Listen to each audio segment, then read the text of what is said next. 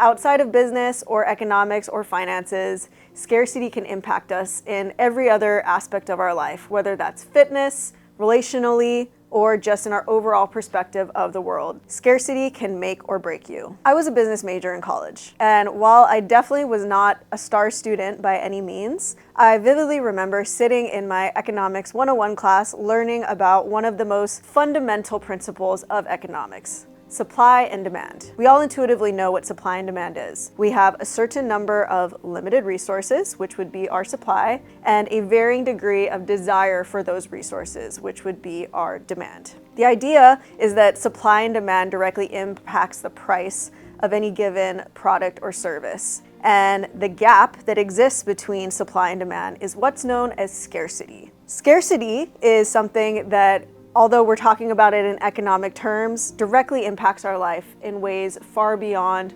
just a business or an economics sense. Now, I'm not here to give you a boring economics lesson, but what I do want to share is how outside of business or economics or finances, scarcity can impact us in every other aspect of our life, whether that's fitness, relationally, or just in our overall perspective of the world. Scarcity can make or break you. Most of us have probably heard of the term a scarcity mindset. Scarcity mindset usually is talking about someone that has a lot of pessimism when it comes to the amount of resources that they believe are available to them. These are people that are typically very frugal, like to hoard things. They don't want to share, and they have a fear of losing their resources. And many times this goes back to their childhood upbringing. Maybe they grew up in poverty, or maybe they had a parent that was afraid of losing their finances, and so therefore they wanted to hold on to everything, and there was always stress in the house about money. These are people that typically gatekeep. They typically don't want to share very much with other people, and they view the world as competitors versus someone that might be able to help them. On the other side of the coin, we have someone that maybe is more frivolous with their resources. They don't understand the value of money. Maybe they came from a wealthy upbringing, so therefore they haven't felt the pinch of scarcity. They buy the $10 lattes. They have a buy now, pay later mindset because they don't have the value or understanding of scarcity. I know I'm talking about two extremes here, and most of us are probably somewhere in the middle, but I think it's good to view these two case studies because this is where we can really come to understand the impacts of scarcity and how it can impact us one way or the other, whether we let it completely rule our lives with anxiety or we don't pay any attention to it at all. I like to view scarcity similar to a hammer. So a hammer is a tool, and in the right hands, it can be used to build something beautiful. In the hands of a skilled contractor, it can be used to put together someone's dream home. It can be the idea of legacy for future generations, and it can build wealth and equity in someone's life that might not have been present before. But similarly, in the hands of someone that has ill intent or someone that doesn't know what they're doing, it can cause damage. It can destroy that dream. It can destroy that home, and it can harm people. And I view scarcity in the same way.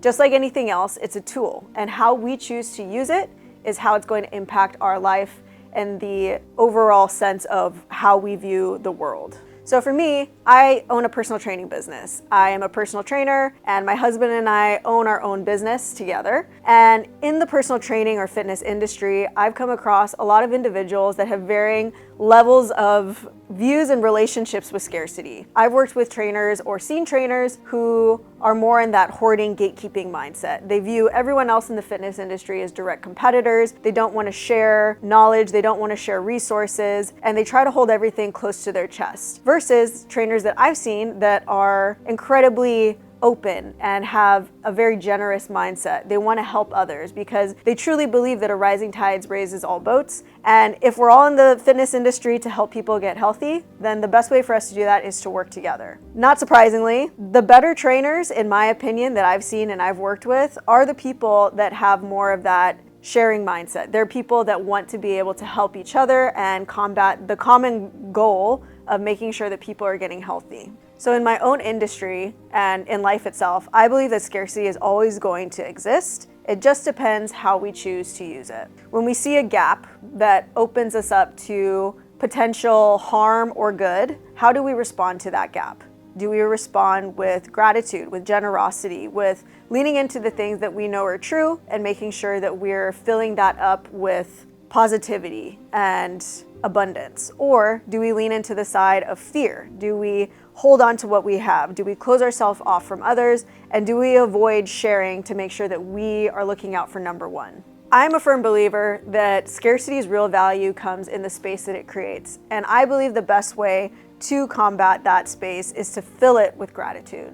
If you know me personally or you've worked with me in any capacity, you've probably heard me talk at some point about my teammate Benny. Benny is an 80-year-old powerlifting world champion. He is a concrete mason, he's a dad, and he is someone that I have gotten to know and love dearly. If you were to look at Benny, you would probably not realize the amount of hardship that he's experienced in his life. He is a cancer survivor, he was once paralyzed, he has gone through many personal and life difficulties that have left him in a place of scarcity. He's felt that direct impact. But if you meet Benny, he doesn't seem like someone that's holding on to anything very tightly. He is full of joy. He is full of gratitude and gratefulness. And he is the most generous, willing to share, happy, joyful person I've ever met. And I believe that the sense that he has experienced of loss in his life is what has led him to be so overwhelmingly grateful. And that's not to say that life now is perfect. It's not to say that he doesn't undergo hard things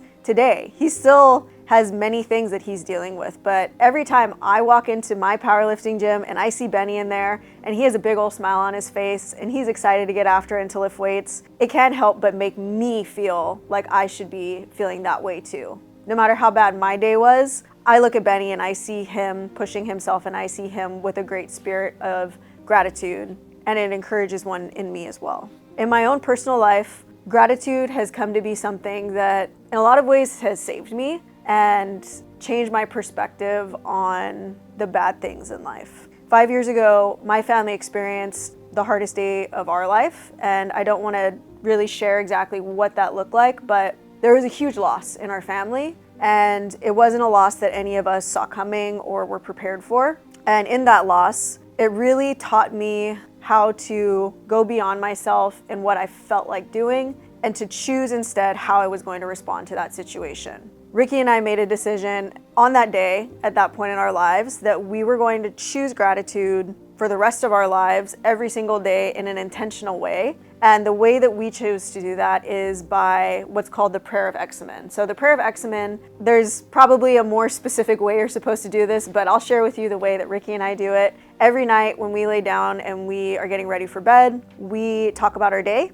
and then we share 3 things that we're thankful for that day, 3 things that we are grateful for. And some days they're big things, some days they're great days and we just are overflowing with things we're grateful for. And other days they're really small. Other days it's literally, I'm thankful that we're laying in this bed and that this day is over. But regardless of the day, we can always find 3 things. And this has changed my perspective on my days because throughout the day, I'm actually looking for those things to be grateful for because I want to tell Ricky at the end of the day what happened to me that day that I'm grateful for.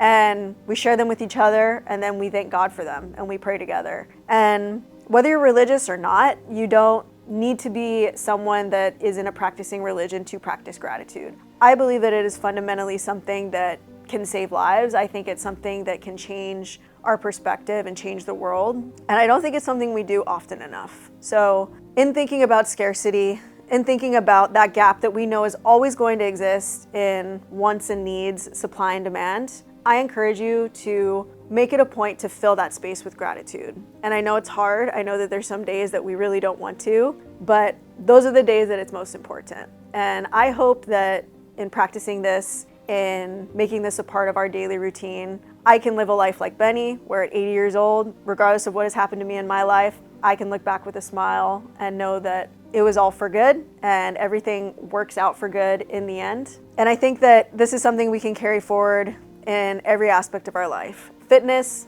business, relationships. When we experience a loss, we recognize how much we love something. And practicing gratitude is the best way to be present in that. Ricky and I own a fitness business, and I know that this topic isn't necessarily a quote unquote fitness topic, but this is the kind of thoughts that we want to be able to share more with people because these are the things that are really important to us And these are the things that we feel make a huge impact in others' lives. If you enjoyed this episode, I hope that you will share it with someone that might be able to benefit from it. And we look forward to being able to share more thoughts like this in the future. Take care, guys, and don't forget to be kind and train me.